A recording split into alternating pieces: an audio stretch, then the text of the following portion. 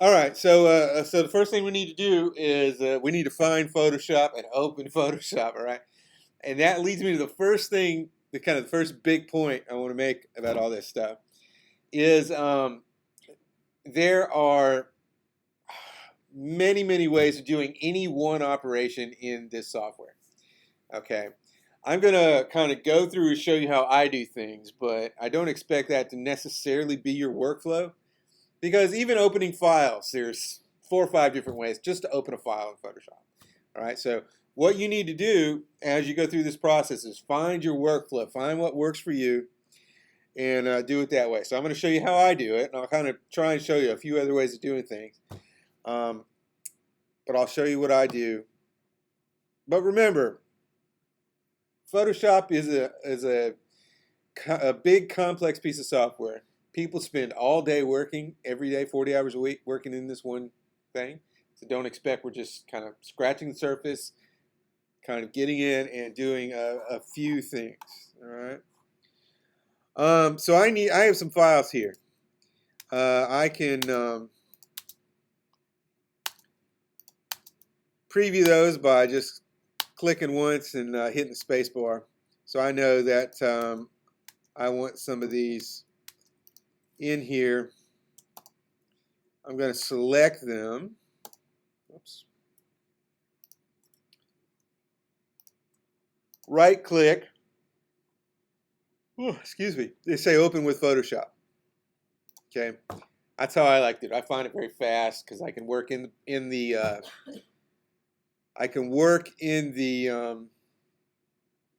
Finder on the Mac rather than going through the Photoshop dialog. Now I could go into Finder, go to Applications, go find Photoshop, and click it there. I can hit Command Space, type in Photoshop, and open it from there. So there's many ways of doing that. If I want to open files in Photoshop, I can open Photoshop first, then go to File and Open, and go through the dialog there and find my file this way. But I find just right clicking on the file and opening it up gets me right in there, gets me everything I need, and I'm ready to go. So this is the Photoshop interface, and this is the default.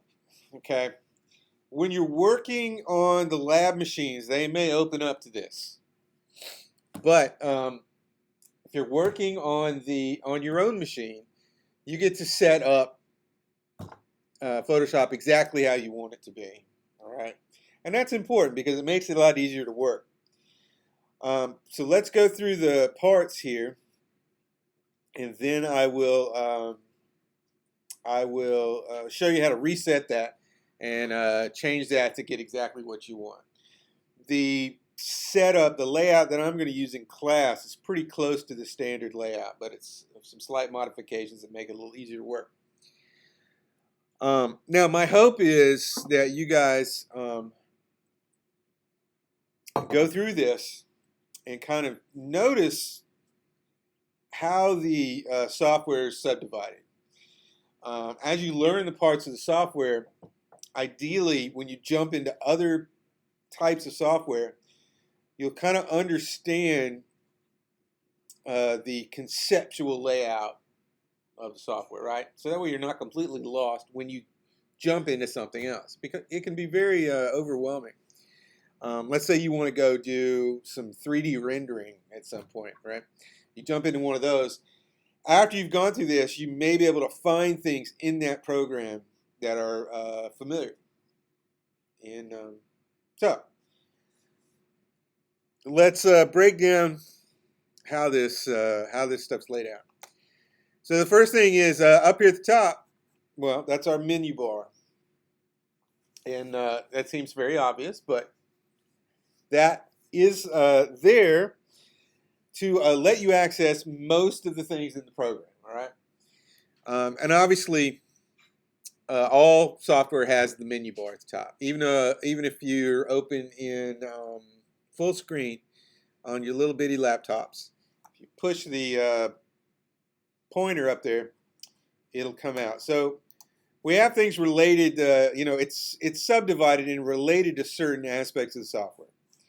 Okay, so we have the one that says Photoshop. It has to do with the big piece of software. All right, so that's where our preferences are. So if you need to change something about your software, it'll be in a different place on a Windows machine, but it'll be there. So we want to deal with the software as an entity in itself. We want to go into there. Okay. Now, if we want to break that down a little bit, we want to understand how that kind of subdivides and deals with things. Then, as we move to the right, so we have the software. Now we have the files that the software deals with. Okay. And I know this seems painfully obvious, but I want to give you kind of a framework for how this breaks down. So we have the files. So anything that deals with the big idea of a file or an object you put in there in the file menu. Obviously, that's where the new, the open, where you connect to some of the other pieces of software, where you export. So you bring files in, send files out. Things like that. We're not going to deal with all these things where you print, but that's where the big operations are. Now over here with the edit menu, these are operations you can do two different things. You know, it's my theory that the edit menu is kind of a throwback because there are things in the edit menu that probably fit better in other places. They've been there so long they don't want to move them. So obviously we have copy and paste. So now we're dealing with objects within a file. So we have software, we have the file and the software, and now we're starting to get into things that are in the file. Okay, so we have a copy and paste, which works on not just text, but anything that's selected. We have some text-based things here. We have fill and stroke, but that has to do with vector-based lines and shapes. Down here, we're going to use this quite a bit, the transforms and the content-aware things here. And then you get into some other stuff down here. So this has to do more with how the software works. That's why I say it's a bit of a mishmash in there.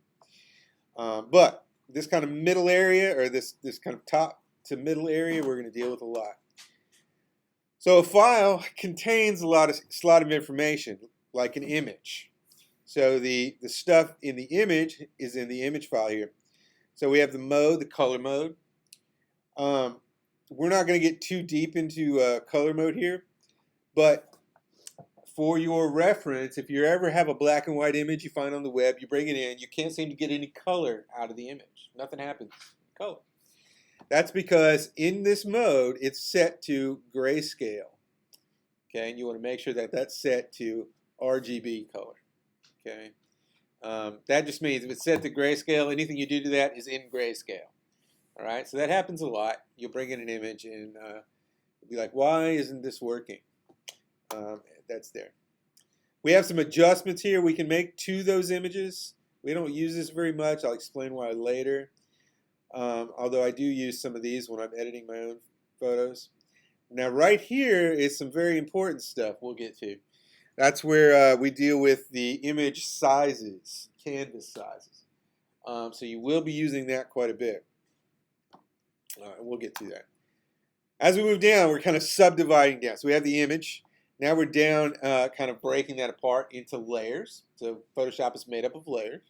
So here's where we have operations that deal with those layers, like a new layer, duplicate layer, delete layer, all these other kind of layer-based operations. Now it's a good thing to start to notice that while the menu bar gives you a lot of stuff, there's no nuance to the selections in here. It's either on or off. Okay, so you can turn something on, turn something off, perform an operation, but you can't sort of slide a slider up. You know, make something slightly bigger. You know, there's no visual nuance to that. As we move this way, now we have things that deal with text. We have selections. All right, so these are all operations you do to objects that live in layers that are on the image in the file. Filters, things that you apply to those objects and layers. 3D, we won't be working with 3D in Photoshop at all. Now these last couple have to do with how you interact with the software itself. So view, if you want to change, zoom in, there are other ways to do this, but zoom out, fit on screen, view print size, show things like a grid. These are all in the view menu. Remember, that view means your view of the software. Okay, so now we're out of the software, kind of dealing with the interface itself. So if you need to see something that you're not manipulating, you need to see a guide or a grid or a ruler. That's in the view menu. And the window menu is kind of shows the layout. It gives you access to all sorts of different panels in the software itself. So, next project we'll be dealing with time. We're making some GIFs, animation and stuff. So we'll need the timeline panel. So that's how we'll access that. If you ever open up Photoshop and it doesn't look like you want it to look, what you can do is come up here to Workspace and click on Reset Essentials, or it might be in the wrong one. It might be over here in 3D or something like that. If it doesn't look like you want it to, go to the window menu, change it back to the one you want. You can also save your layouts there. Now, they may not save on the lab computers, but they will live and they will stay how you want them to on your own computer. All right. And then finally, the help menu. The help menu is of limited value, except when you can't find something in the other menu area. So if I wanted to do something like fill, I can type fill, scroll down, it'll show me where it is. All right, so that becomes pretty handy because it's hard to remember where everything is in here. But if you can remember something about the name, then that'll help you find it. So the rest of the help topics are very limited value. That's what Google is for. All right, so that's the menu bar. Mainly, what I want you to remember is kind of how it subdivides and relates to what you're working on. How you work with the software, what are the big parts of the program, things like that. So let's take a look at some of the other the panels here. The next one is the toolbar. That is by default over here to the left. Now it can be set up in a couple of different ways. These are the tools you use to directly manipulate the image data. You notice if I hover over that, it gives me a little visual representation of what it does. That can be turned off in the preferences. So once you get tired of that, you can get rid of it, or you can turn it back on if it's not there. So following that,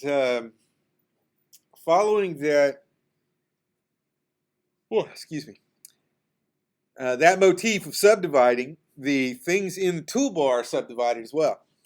At the top, this top section here, these are all selection tools and moving tools. Okay, so those deal with kind of choosing parts of the image or kind of moving things on the screen here. Then we have the healing tools. These are content aware type tools for retouching and fixing. Then we have our paint tools here. So we have a brush. Well, that's a history brush. We have an eraser, a paint bucket. We have our blur and dodge tools there. Those are old kind of photo motifs there. Then we get down to our vector tools. We have the pen, the text, and the path selection. Those have to deal with vectors. We'll talk about what vectors are a little later. And our shape tool is a vector tool as well. And then we have our hand tool for moving things around. So this has to deal with kind of how we use how we move things around on the software. And then down below that we have our color tools, foreground, background, color. We have a quick mask and a change screen mode. Okay. Now it's important to note that all these tools have related tools underneath them. So if you click and hold, you get a selection of tools that are all related. So like your marquee tool, if I click on the rectangular, I get an ellipse, a single row, and a single column. If I click on the lasso tool, I can do a freehand, polygonal, or magnetic. So these are all subdivided kind of versions of those tools. They're slightly different. All right. So you get once again, you get another hierarchy of these tools. Okay, they're all related in some way. So that's the toolbar. So those directly manipulate pixels or vectors in the workspace. That's this space in the middle. Seems pretty obvious then. That's where the picture lives. All right, that we can see it. Now, these tools, remember, Photoshop's complex. If you watch, when I click on a tool here, you're going to see this right here at the top, this section right here, right below the expand and collapse buttons. You're going to see these change. Okay, that's your options bar. So each tool has a set of options that can be adjusted. So you can adjust how that tool works. Because remember, you know, this it's really nuanced. It's really complex. So if I select a marquee tool, I get to change how that marquee tool works here. I get to feather the edge there. I get to pick a style, whether it's a fixed ratio or a fixed size. And I can even jump into another dialog from up there. But if I grab a paintbrush tool, then my options change. I can change how it interacts with the pixels above and below it. I can change the brush size, the opacity, the flow, how smooth it is. So all these are the options for those tools. So you need to remember that these tools aren't sort of just select and go. They're select, make sure that's how you set up how you want it, and then use it. So we have the menu bar, the toolbar, and the options bar. Okay. Now over to the right side is where your panels, your palettes come up. So the toolbar are tools to kind of directly manipulate the image. The panels have all this other information. They're where you find where you find your layers, your colors, all the stuff that you need to kind of build your project. I like to kind of rearrange these just a little bit. This is the default, and it is for kind of when you first open Photoshop. You see this Learn Photoshop, and this can be handy if you're kind of just starting. So feel free to browse through this. This stuff's pretty good. But after I look at it, I don't want it there. So what I like to do first thing is I right click on that tab at the top and close it. And close that one. I don't want the libraries up. The library is a section that allows you to share information between Adobe products. So they have an Adobe Cloud. You can move stuff around. If you're working on a project that involves lots of different applications, that's going to be valuable. It's going to be useful to share with other people. We're not really going to do that at first, so I don't really want that open. I like to have as much screen space in the middle as I can. So this is what I like here. I like to have my layers panel here. I like to have my color here. I like to open up a history panel as well. Okay, so what I do is I go to the window, click on history. Now you'll see that it opens up in this little pop-up window here. So you can put panels and palettes in this space here, where then you click on them and they kind of open up in a hovering thing. Not my favorite thing in the world. So what I do is I click on the tab there and I drag it over here. Actually, I drag it down to this one. Okay. So I have my color there. I have my properties, adjustments, and history in here. All right, and I'll kind of show you how I use that later on. That is usually my kind of default. Okay, it's pretty close to the original. I just make sure the history's open. I make sure I have as much screen space as possible. You know, when you guys are working on your laptops especially, you want to have as much visible of the of your image as possible. I can tell you the number of times that I look at people working and they're literally working in Photoshop like this. Okay. They have all this empty screen space and they're working over there on this little postage stamp size image.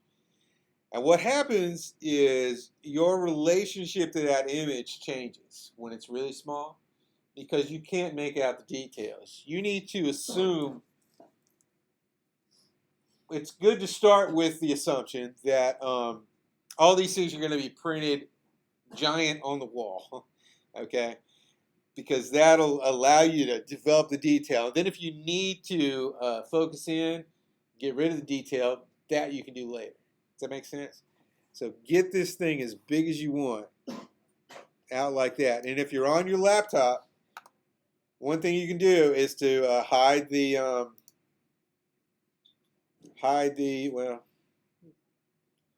course Photoshop doesn't go into full screen, but go into full screen on your laptop. You can get even just a little bit more screen space that way. Let's see.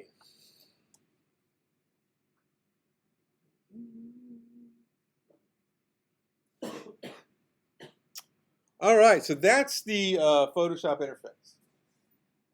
There are a few other little things you're going to see down here at the bottom of the image window. You're going to see that some information about your file. There's also a zoom level.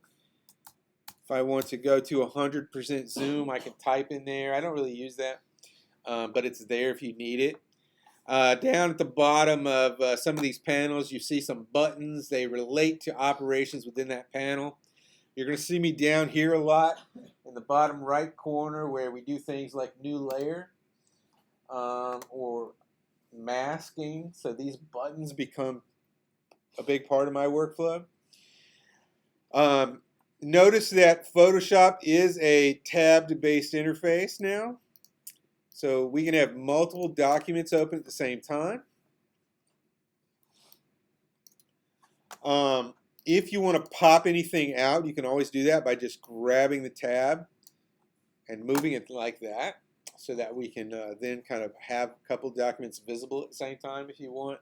If you need to drag that, get that back into a tab, you drag it by the bar there. You wait till you get the blue outline and let go, and it'll snap back into that space. It can get kind of confusing sometimes if you're not used to that.